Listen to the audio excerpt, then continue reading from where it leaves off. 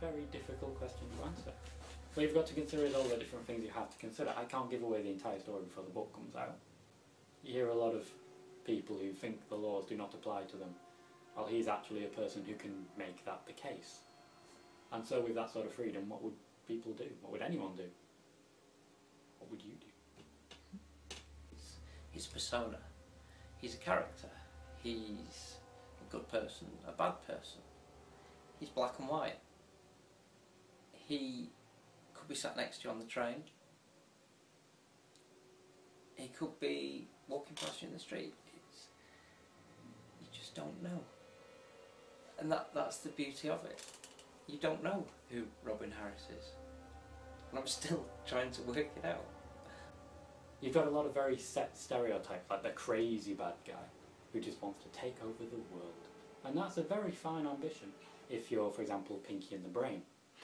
And then you've got, as another example, the Batman villain, the Pinky of the Pinky and the Brain. So they're the real bad guy stereotypes you mostly seem to choose from.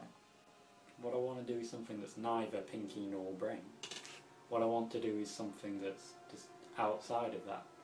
It's hard to be original in a story in any way.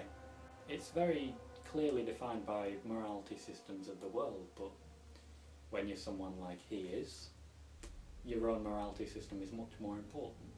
When Tom was explaining the premise of Deja Vu to me, I could see in my own mind the descriptive, the way he was explaining it to me. I started pitching and I started firing character to him how I saw it in my mind, and he was like, that's exactly it, that's exactly it. So from that point I really wanted to sort of sink my teeth into it and start firing more ideas, because there was such electricity, I suppose, in the air of ideas bouncing round, and it was we were bouncing off each other. So it got me excited, and I wanted to read the book, and I wanted to know who is Robin Harris.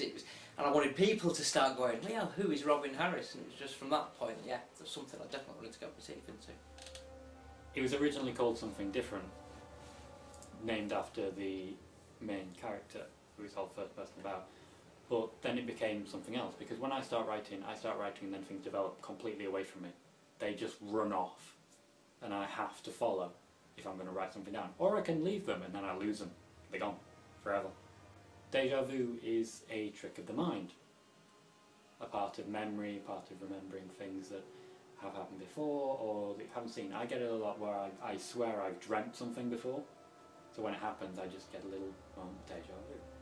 And the point of it being an actual trick of the mind is where the story links in, because it is a lot about little mind games and just little tricks to work people away from the real focus.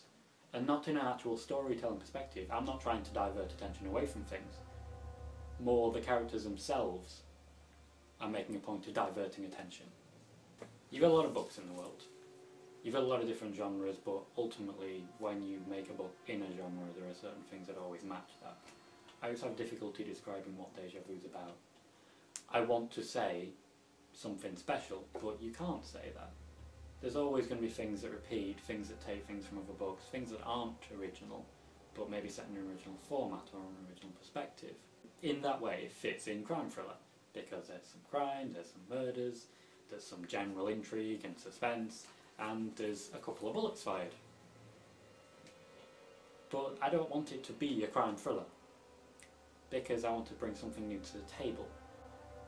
So with that, I guess what makes it actually unique is the fact that it's first-person perspective through the eyes of the criminal in question.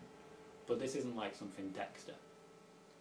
This is a bit Total Recall in that respect. I've been saying it's sort of The Usual Suspects mixed with Total Recall. So he is the good guy and the bad guy. And it's hard to differentiate between the two as the book goes on.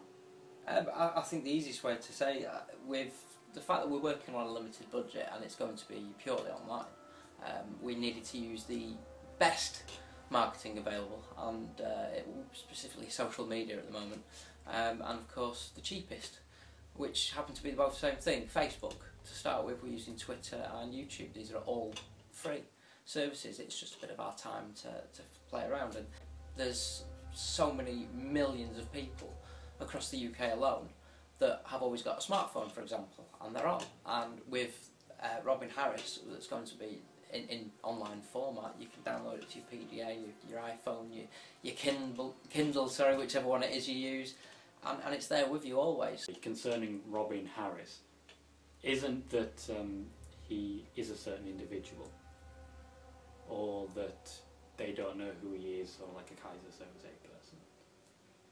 The thing about Robin Harris is that he uses his mind so well. He uses the tricks available to him, and he's a very intelligent person, especially when it comes to working with the opposition, if you follow me. And that makes it quite difficult, because Robin Harris can trick a person into believing what he wants them to believe. And through all sorts of things, which I've looked into the science of it, tried to make it as grounded in fact as possible, that he could change his identity, he could change what other people think about him, he could change perceptions, all through little tricks and little viable methods. So the question isn't identifying where Robin Harris is or anything like that, it's that he could simply be a completely different person if he so chose. Anybody could be hiding in plain sight Robin Harris. I don't know how to really zero in on what makes a reader enjoy this stuff, but I had a damn great time writing it.